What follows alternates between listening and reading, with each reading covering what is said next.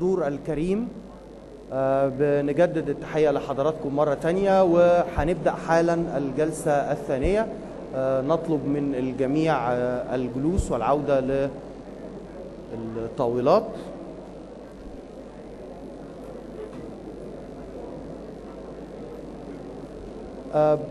أهم ما يميز هذه الجلسة هو قدر كبير جدا من المشاركات من الضيوف الأفاضل المتحدثين الرئيسيين المشاركين معنا، والعنوان مهم جدا.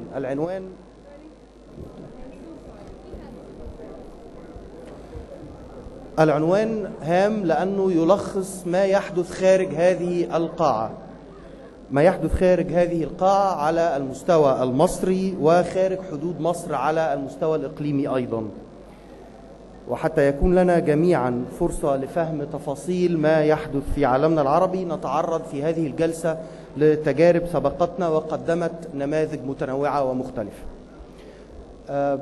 النماذج اللي احنا بنتابعها هنا واللي حضراتكم أكيد على مدى الأسابيع الماضية كنتوا بتتابعوها معنا، كل منا كان يتساءل في العالم العربي في كثير من الأحيان: هل لنا أن نرى مشهد لولا دي سيلفا عربي يأتي من الشارع يختار سكان هذا الشارع من المواطنين ليعبر عن طموحاتهم ومطالب آخرين فوضوه بعد أن اختاروه؟ سنحاول الاستفادة من هذا المشهد من خلال وجود السيد سيلسو أموريم، وزير الخارجية البرازيلي السابق والممثل الدائم السابق للبرازيل لدى الأمم المتحدة. سنستمع أيضا خلال هذه الجلسة إلى تجربة أخرى من سعادة الوزير مهراج، وهو كبير المفوضين في حزب المؤتمر الأفريقي، وسنتساءل معه إذا كان يمكن لنا، يمكن هذا سؤال على المستوى الشخصي أطرحه يوميا مع أصدقاء ومع زملاء ومعارف، وهو مسألة الانتقال والانتقام. في اللغة العربية لمن يستمع إلى الترجمة، في اللغة العربية مرحلتين مختلفتين تماما، ولكن حرف واحد يفصل بينهما: الانتقال والانتقام. كيف يمكن أن نعبر من الانتقام إلى الانتقال؟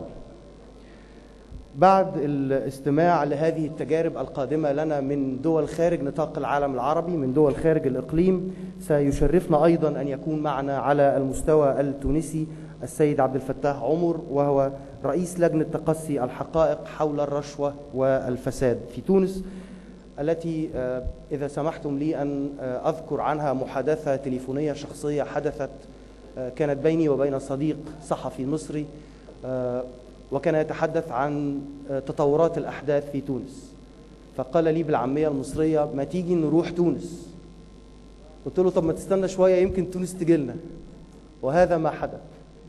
تونس بدأت وجاءت إلى القاهرة. فقط علينا أن نؤكد على بعض القواعد لأفضل استثمار للوقت. سأطلب من المتحدثين الكرام المتحدثين الرئيسيين أنه سيكون الحديث في فترة 15 دقيقة لكل منهم، وبعد ذلك سيكون للأستاذ لؤي الشواربي رئيس مجلس إدارة جمعية نهضة AlMahrousa، والأستاذة مروة شرف الدين وهي عضوة مجلس إدارة الحركة الدولية لإصلاح قانون الأسرة، قادمين من المجتمع المدني لديهم صورة وتفاصيل عن تجارب سابقة وربما تطلعات لمرحلة قادمة. سنبدأ فورا، وسأبدأ مع السيد سيلسو أموريم. أرجو أن أكون قد نطقت الاسم بشكل جيد. أبدأ مع السيد سيلسو أموريم، وزير خارجية البرازيل السابق والممثل الدائم السابق للبرازيل لدى الأمم المتحدة. بطبيعة الحال سنستقبل كل الأسئلة التي ترغبون في طرحها مكتوبة علينا خلال النقاش.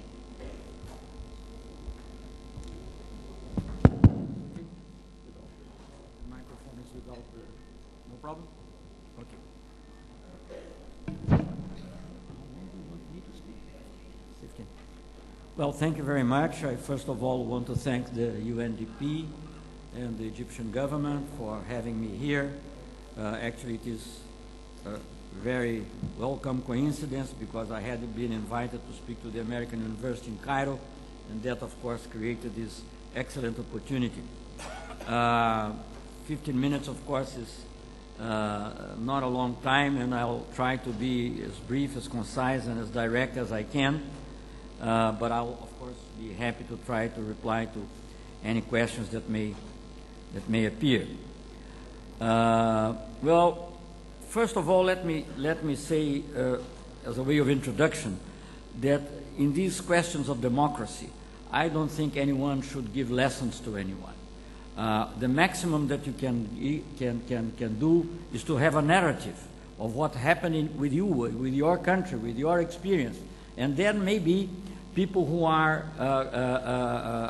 listening to those narratives will be able to pick up what they think is relevant for them, because it would be too presumptuous to come to a country which has a totally different background from the one we have, for instance.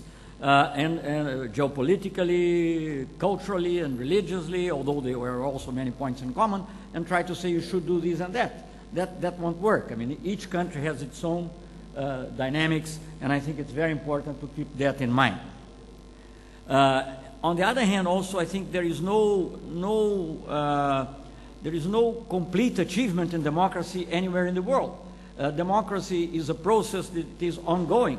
And in most countries, we are still developing democracy and finding new ways of deepening it and making it more relevant. So I think that, again, is another thing to be. There is no such a thing as a model democracy. All countries are evolving, some faster, some more slowly, but you have to have that in mind. And of course, when I speak that there are lessons to be learned, although not lessons to be told, which is different, although there are lessons to be learned, there are lessons to be learned both from our achievements, but also from our mistakes. And I am sure that among other friends that I have here, I have the Jorge Tayana, who was my colleague as Foreign Minister of Argentina, and Brazil and Argentina have a very special dynamic, and we learn from each other all the time. To be quite honest, I think one of the facts that precipitated the democratic movement in Brazil, it was not generated, but what precipitated was the fact that Argentina got democratic, and these, in a way, these regional influences are extremely important, and I may come back to that. Well, let me just say, speaking about Brazil, I know that President Bachelet was here before, so I'll not venture into going to a more general description of Latin America. Let me, I think it's important to speak about Brazil to show the similarities and the differences from the Egyptian case, from Egypt, from what I know of Egypt. I will not speak so much about Egypt, I'll be speaking about Brazil, but you can infer the differences. Well, for one thing, Brazil had, to some extent, a long experience of, let us say, the formalities of democracy. I mean, at least, during the monarchy it's disputable, but certainly we had a republic in which we had for a long time a kind of oligarchic democracy that lasted for about 40 years or so. Then we had a moment of a kind of proto-totalitarianism during the years in which communism and fascism were disputing in Europe, and that, of course, had a repercussion in Brazil. Then comes a period which was very aptly described by an American Brazilianist called Thomas Skidmore, which is the period that comes from 45 to 64, and he says, he calls it an experiment in democracy.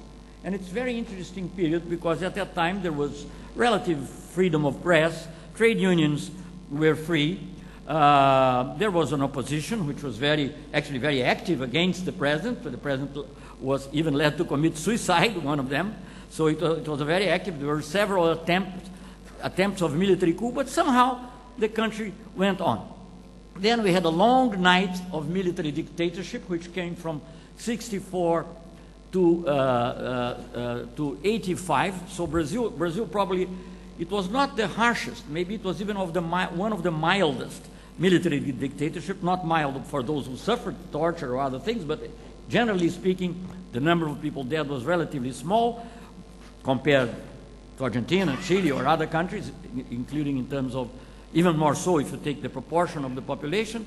But if in a way it was somehow mild in the sense that it didn't have a totalitarian ideology, it was always almost asking excuses for not being democratic. That was the typical Brazilian thing.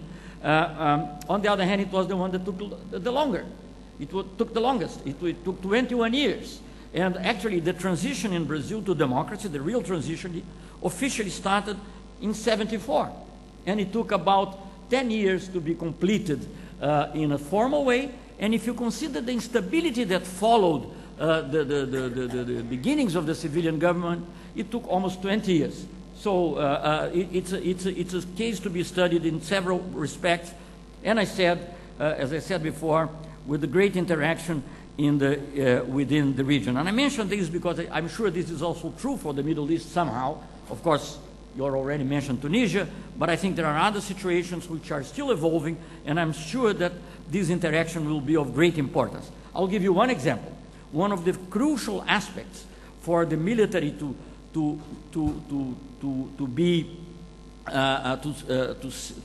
give precedence to the civilian power was the fact that Brazil and Argentina were able, for instance, to come to a nuclear agreement, an agreement that banned, that permitted mutual inspections. And this, of course, was of great importance to take away any kind of legitimacy of a military government that would explore some sort of regional rivalry. And I think we later on expanded that to the whole of Mercosur and Chile, banning all kinds of weapons of mass destruction. I mentioned that en passant, but I don't think peace and democracy are things that can be seen totally apart. So you have to think of peace, democracy, and prosperity. These three things somehow have to go together. So when the new civilian government came, I mean, I'm just talked about 30 years in 5 minutes. It's not very simple, but when the new civilian government came to power in '85, which were the main challenges it had? It had a big challenge in relation with macroeconomic stability. It had the challenge of reestablishing economic growth. It had established the challenge of consolidating democracy and peace with its neighbors, peace and cooperation, more than only peace, with neighbors. And it had a big challenge of reducing inequality. And I think, again, this may be relevant for the countries of the region. And when I now go and look at Brazil and think that democracy is really consolidated, although, as I said, it's always evolving. For instance, we still have a lot to do in terms of affirmative action. Brazil is a country which, of course, everyone knows is multicolored, but it doesn't show so much when you look at the elite. So there is a lot to be done still as we move along. But it is true that we have done quite a lot in terms of reducing inequality. I'm not saying that it's all done in the last government. There are social programs, important social programs that started before. And of course, we could not have done what was done now by President Lula's government if it were not the basis of economic stability, which was to a large extent promoted in previous governments, especially in Cardoso, first as Minister of Finance and then as President. But I would say that probably the most difficult problem for Brazil was inequality, because whatever happened in Brazil, Brazil might grow or Brazil might stagnate. Brazil might have inflation or have a more or less stable currency. The only thing that was constant was the growth of inequality. And for the first time in the last 10 years, we have the contrary tendency. The Gini coefficient is going down, but not only that, I mean, people feel more empowered, and that somehow is explained and is reflected in the pattern of voting. So having said that, and I don't want to go beyond my time, I would like to mention 2 or 3 things which I think are very important. So how can we help? Well, as I said, each case is a case, each case has its specificities, but there are some things that may be common. One of them, already I said, 2 of them I already mentioned, I'll just repeat. The relation between social inequality and political instability. This is crucial. I'm sure that in Chile that was a big case, it is being in Argentina, it is in Brazil, and it's in many South American countries. This is the first thing. Second is the regional environment. In our case, the fact that we have, people speak about sometimes rivalries or differences in our region, but you know, we don't have any really serious difficulty in our region, and I'm warned it's 5 minutes, so now I have to be really quick. Well, it will be very easy. I did 30 years in 5 minutes. I'll do 2 years in the remaining 5. So anyway, so we don't have big rivalries, but we have been constantly working to avoid rivalries to grow. This is not something that exists and it is there. It's like democracy. There was a Brazilian politician who said, democracy is like a mild plant. You have to water it every day, every day. It's not something that you can there, it's finished, and that's it. And peace and cooperation is the same thing. So this is one aspect, inequality. Second aspect, regional environment. The third aspect that I'm going to mention in a very simple way is the mechanics of democracy. Democracy is, of course, about principles. Democracy is about attitudes, but democracy is also about the mechanics. I mean, so, and this is an area in which I'm sure some of our countries can be helpful. I think in terms of electoral tribunals, systems of voting, how you control that, how you control electoral campaigns. And, well, I know that here there is a big task ahead, what you should do with your constituent assembly. Well, there was a big discussion in Brazil as well. Should we have an exclusive constituent assembly which would just write the constitution and then go away? That probably would be ideally the best. But the best sometimes is not feasible. So what we had was a Congress that was elected and for some time acted as a constituent assembly with different majorities and so on to write a constitution. There were pros and cons. I think we avoided, let us say, the excessive revolutionarism maybe that might be in a pure constituent assembly. On the other hand, institutions somehow got a calmer transition. And of course, there are many things that have to do with the relation between the civilian and the military. And I have even to say not only the military that are now, I think there is no doubt now that the military are totally under the control of the civilians. That's no doubt. We have all kinds of presidents in Brazil, center, right, left, whatever, and all of them. There was no doubt about their authority on the military. But there are still questions that have received, for instance, different answers in different countries. One of them is the question of amnesty. How should you deal with the question of amnesty for crimes committed during the previous regimes? And there have been different answers to that. And of course, this is probably something for which you can't have a ready-made reply. Probably history will say, and probably this depends also on the harshness, on other aspects of the military government. But I'll say this is, I kept to my 15 minutes. Thank you.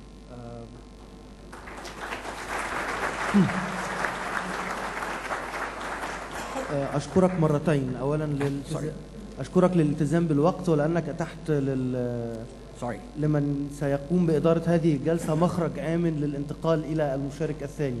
طرحت نفس السؤال الذي ربما سيجيب عليه السيد مهراج، وهو مسألة العفو عن جرائم أو انتهاكات حدثت في أنظمة ومراحل سابقة بحكم الخبرة. طبعا السيد مهراج كان يعني يمكن أن يمنحنا الكثير من التفاصيل عن هذه التجربة في مرحلة الانتقال، كيف يمكن أن تبتعد أو تنهي مرحلة الانتقام.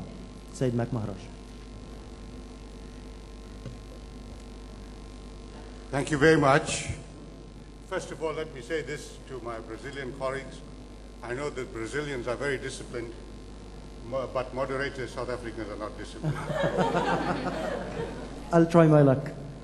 I do share with my Brazilian colleague the view that it is dangerous to draw lessons about transition pathways. But looking at our experiences, I'd like to say there is one lesson that I think I can put forward. And that is that as I look around this room, I see many people, and I've met many people, who in their own countries have gone through the most difficult times. I'm pleased that the former president of Chile is not in this room, because I heard her say that in justice there is no place for revenge. And I found it a remarkable statement coming from her. Her father died in detention. She herself and her mother were detained and tortured most brutally at a place called Villa Grimaldi. And for her to emerge as a president and to make that statement, I think tells us a story. which we can all understand in this room. So if there is a lesson for me, is that standing up against tyranny and autocracy is always worthwhile, no matter how painful, because it is the highest form of affirming our dignity as human beings. And that's a lesson I think stands. And it places an obligation on us, not just in our own respective countries, but around the world. Yes, it's interesting to see how many meanings we give to democracy. I thought it was a very, very simple question: government of the people, by the people, for the people. Yes, constitutions, structures, regular elections, multi-party democracy are all necessary, essential. But I don't think that they are sufficient. I think if we look at humankind's history, the issue is that we have progressed to this point as human society because there are always present in any society conflicting interests. Sometimes they work together, at other times they clash. And each society has to find and create mechanisms to mediate those conflicts so that society can move forward just one step on. It's that process of mediating the conflicts that lies at the heart of the human story. So I want to put that emphasis on the process.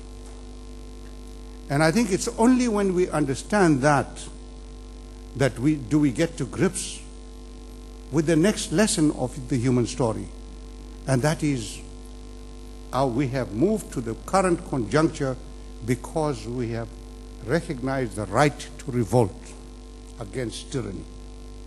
It is that exercise of that right that has brought us to where we are.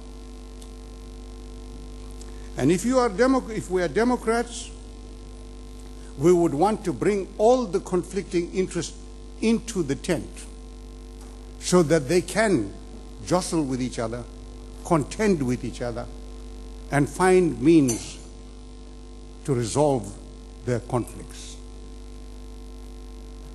So I think that's a precondition for progress. And now I want to turn to the next aspect of my concern, which I share with my Brazilian colleagues about lessons. I think in the past, in the last century, which we grew up in, I look at your white beard and I look at mine and say we grew up in the same period and we have the same paradigm.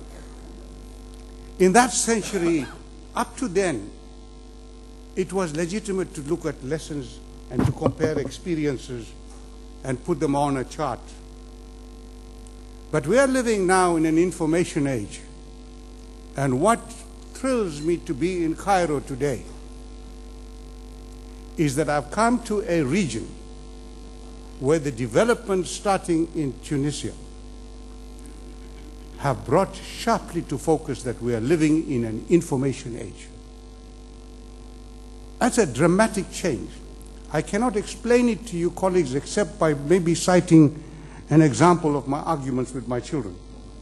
They watch the television, and to tell them when that big tsunami hit from the Pacific, to say it is a shift in geological plates somewhere out there, thousands of kilometers away, that led to an upheaval in the sea, that led to the development of a tsunami, that linked to a Mozambican on the east coast of South Africa being killed by a wave.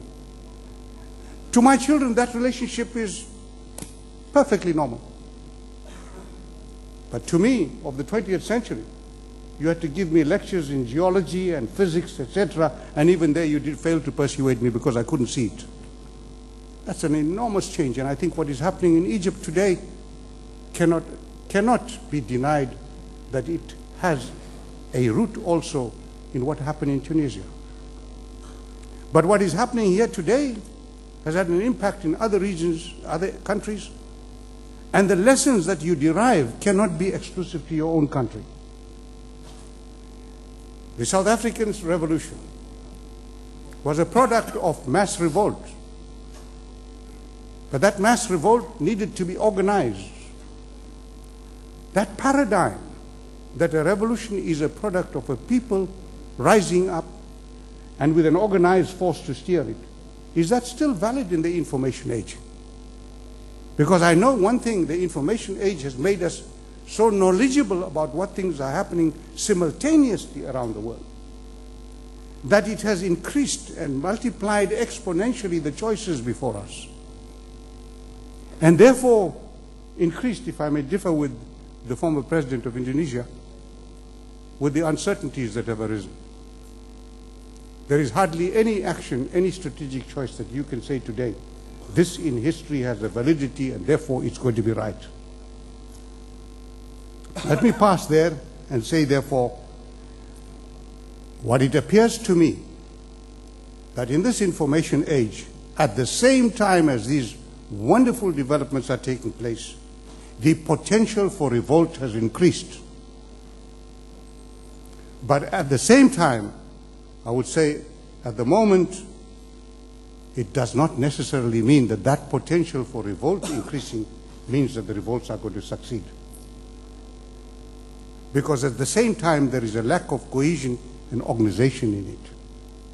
But these are lessons that nobody can draw and say, this is the general point of view. I said that the South African Revolution and transition was the product of mass revolt and organization.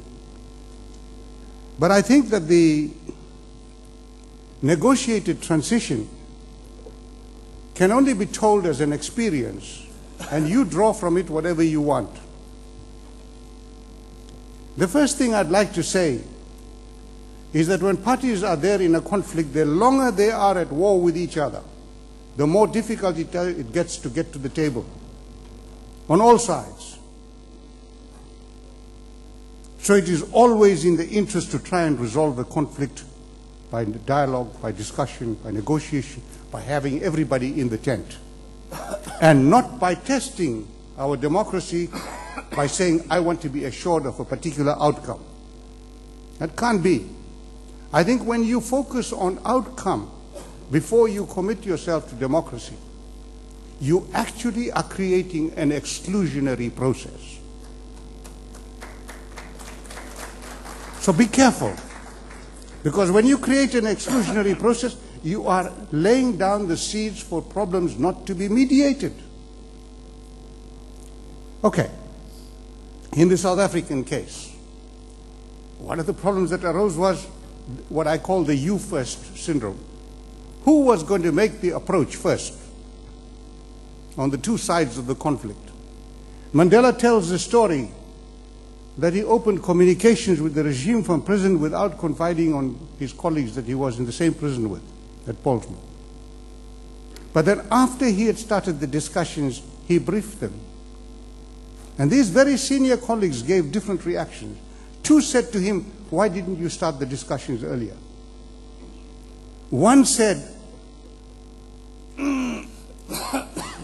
yes, but I would be happier if the enemy made the overture. And Mandela's answer was, does it really matter who makes the overture if we want to solve the problem? So he made the overture. The second characteristic in South Africa that was special to us is that we each wanted to mobilize the external forces to apply pressure on the other side. But we were agreed on one thing: we wanted no external participation.